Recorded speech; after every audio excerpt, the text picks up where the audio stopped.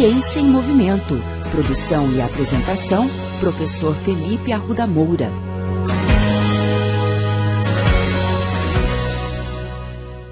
Bem-vindos ao 13º episódio da segunda temporada da coluna Ciência em Movimento.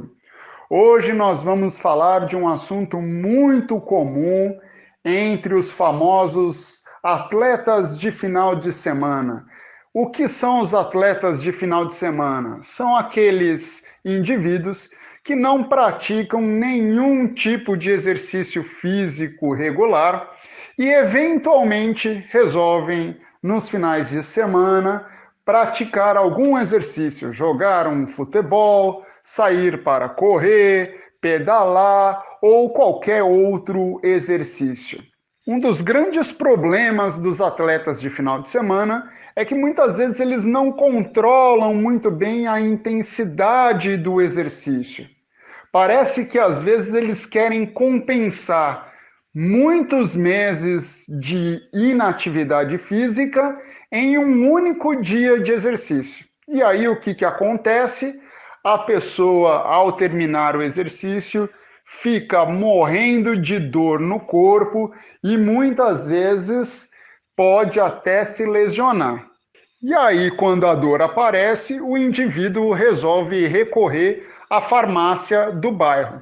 Chegando lá, o farmacêutico apresenta uma infinidade de medicamentos, analgésicos, anti-inflamatórios e relaxante muscular. E aí, o que fazer? Qual medicamento o indivíduo deve tomar nesse caso? Para falar sobre esse assunto, eu chamei um grande especialista em farmacologia, o professor doutor André Bach, da Universidade Federal de Rondonópolis. Professor, qual é a diferença entre analgésico, anti-inflamatório e relaxante muscular? Como saber o que tomar num caso como esse? Olá, Felipe. Olá, ouvintes. A diferença básica entre essas três classes que você citou, né, analgésico, anti-inflamatório e relaxante muscular, é a seguinte: os analgésicos, né, esse termo analgesia, né, ele vem de dor. Então, analgésico é aquele que tira a dor. Então, qualquer medicamento que seja capaz de reduzir a sensação de dor vai ser considerado um analgésico, né? Já um anti-inflamatório, o próprio nome também diz que ele é contra a inflamação. Então é algo que vai ser utilizado normalmente em casos em que você precisa reduzir um processo inflamatório. E o relaxante muscular é quando você quer uma ação mais voltada para o músculo que está altamente contraturado, né? Ou um músculo que está tensionado de alguma forma. Os anti-inflamatórios, de modo geral, eles acabam também tendo um efeito analgésico, né? Então, se a gente pegar, por exemplo, a aspirina, o diclofenaco, nimesulida, né? Vários desses aí que a gente vê comumente utilizados, né? São medicamentos que são anti-inflamatórios, mas que também acabam tendo então seu efeito analgésico e antitérmico. Mas existem medicamentos que são apenas analgésicos e antitérmicos, como por exemplo a dipirona e o paracetamol. Então a gente tem dipirona e paracetamol que são só analgésicos e antitérmicos. Aí a gente tem os anti-inflamatórios que também têm ação analgésica e antitérmica, que é a aspirina, o diclofenaco, etc., que foram esses que eu citei. E tem o relaxante muscular, que é aquela substância então, que atua mais relaxando realmente a musculatura. Como saber o que tomar, né, que foi essa sua pergunta? Na verdade, a ideia é que você se oriente pelos sintomas, primeiramente, né? Então, se você está sentindo apenas dor, né, e o ideal é que o paciente que for utilizar isso na forma de automedicação, é que ele trate apenas aquele sintoma mais leve, mais simples e por pouco tempo, né? Porque o ideal é que se procure um atendimento médico se for algo que realmente está trazendo algum prejuízo no dia a dia, né? Mas de modo geral, medicamentos que são de venda livre, a gente tem aí a dipirona, o paracetamol que podem ser utilizados.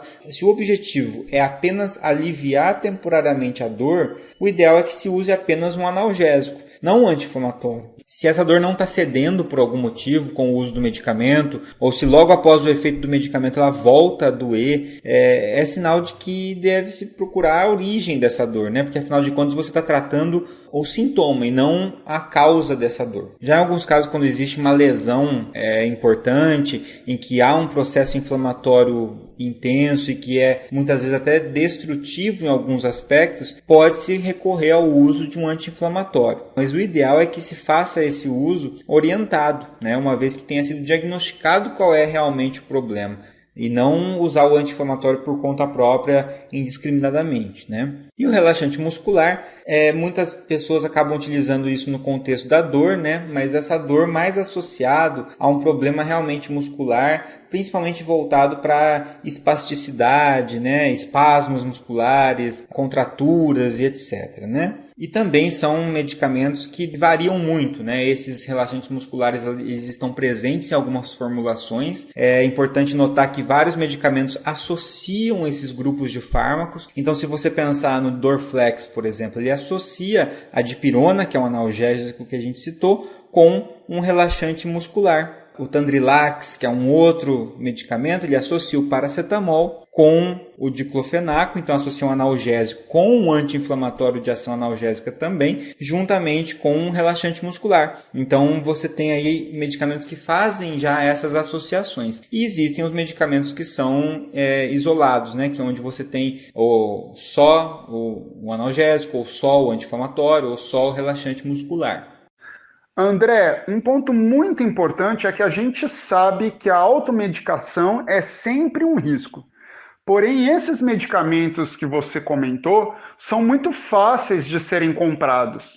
Quais são os principais riscos que os praticantes de exercícios correm ao tomarem indiscriminadamente esses medicamentos? Então, Felipe, de fato esses medicamentos eles podem ser comprados com uma certa facilidade, né? Mesmo aqueles que têm uma tarja vermelha escrita venda sob prescrição médica acabam sendo vendidos de uma maneira bastante livre na farmácia, né? Mas isso acaba favorecendo o que a gente chama de automedicação, que é se autotratar com o medicamento. E isso pode levar ao uso indiscriminado, né? Porque considerando que muitos praticantes de exercício físico sentem dor, né? Seja porque estão treinando para melhorar o seu desempenho, seja porque acabam sofrendo lesões, né? Principalmente aquele atleta de fim de semana. Mas mesmo aquele atleta que treina sempre, né? Ele acaba tendo dor, dificuldade em lidar com as consequências do exercício físico intenso.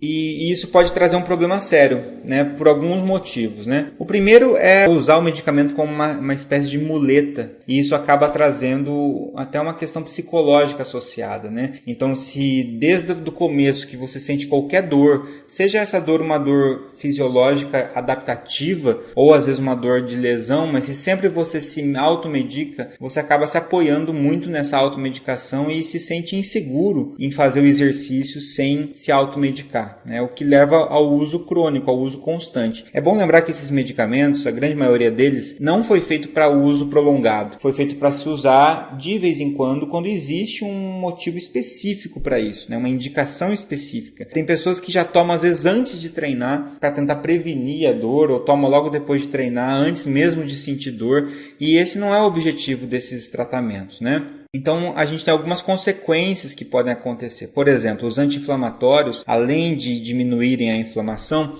eles também diminuem a proteção gástrica, ou seja, eles aumentam a acidez do estômago e diminuem a proteção do muco no estômago. E isso favorece, por exemplo, gastrites e úlceras. Então, o uso crônico desses medicamentos, ficar usando sempre, pode favorecer gastrite, pode favorecer úlcera. Pequeno exemplo disso, né? Os relaxantes musculares, a maioria deles, para conseguir fazer esse efeito de relaxamento de músculo, eles têm uma ação central, que a gente fala, né, no sistema nervoso central. E isso faz com que eles tenham uma ação relativamente inibitória nessas áreas, que pode provocar uma redução de reflexo, alguma letargia, a sensação de boca seca, que se prolongada traz problemas inclusive para a saúde bucal, pela redução da salivação. Fora a possibilidade de interações, né, com outras substâncias que diminuem o nosso reflexo, que diminuem a atividade dos neurônios, como por exemplo o próprio álcool. E por provocar um certo sono, né, isso também altera um pouco a nossa questão da regulação do nosso ciclo sono-vigília. O uso crônico pode alterar essa facilidade ou dificuldade em conseguir dormir, os horários de sono adequado e tudo mais, né? Então é importante deixar claro aqui que o medicamento é uma ferramenta que pode auxiliar e pode ser muito útil para trazer um certo conforto para o paciente que sofreu uma lesão ou um certo alívio em algum treino que foi um pouco mais pesado. Mas de modo geral, se é uma automedicação, ela tem que ser pontual, esporádica e de preferência só do ponto de vista analgésico, só com analgésico, não ficar utilizando muitas outras substâncias. Até porque o processo de hipertrofia, o processo de regeneração muscular, ele depende desse processo inflamatório. Então, se você também fica usando anti-inflamatório, você pode até atrapalhar esse seu desempenho que você pode estar buscando dependendo da atividade física que você está fazendo, né? E isso também pode camuflar problemas mais graves, né? No momento em que eu começo a tratar sozinho, eu reduzo a minha dor, a minha inflamação com medicamentos, isso pode dar a falsa impressão de que eu estou bem e eu me coloco para me exercitar de novo, sob risco de piorar ou agravar a minha lesão, né? Então isso é bem grave nesse sentido. E a gente tem sempre que lembrar que existem profissionais que trabalham de maneira não farmacológica, como por exemplo o fisioterapeuta, que vai trazer um tratamento direcionado para o teu problema muscular, o teu problema articular, sem o uso de medicamentos, mas que muitas vezes é exatamente o que você precisa fazer para resolver a origem do problema e evitar essa automedicação que tem às vezes um cunho só sintomático ou paliativo. Com as palavras do professor André, ficam duas mensagens para casa.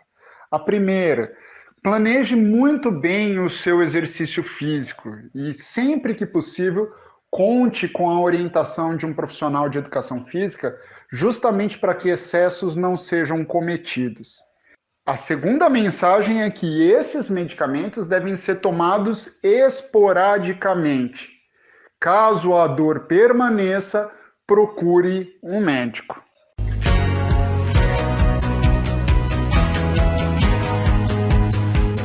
Ciência em Movimento. Produção e apresentação, professor Felipe Arruda Moura. Contatos com essa coluna pelo e-mail ciênciaemmovimento.el@gmail.com.